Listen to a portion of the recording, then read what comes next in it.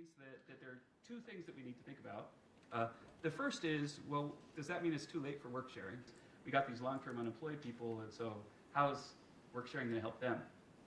And then the second thing is, well, so maybe Kevin and Dean can convince me we might help them with it a little, but is there something else we should do?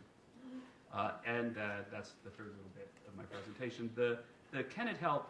I think that Dean and I are in agreement that the interesting thing about it is that, so today there was a really weak jobs number.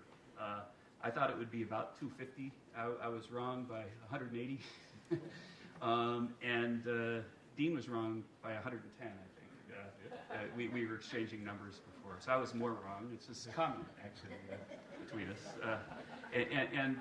But the thing is that say it was 250. Where you get the 250 is that in a typical month there'll be millions of jobs created, maybe about four now? Yeah. Okay. So say there are about 4 million created and 3.8 destroyed. And so when you see that there's 200,000 created, that it's the net of these really big gross flows that are factor 10 or more bigger than the net.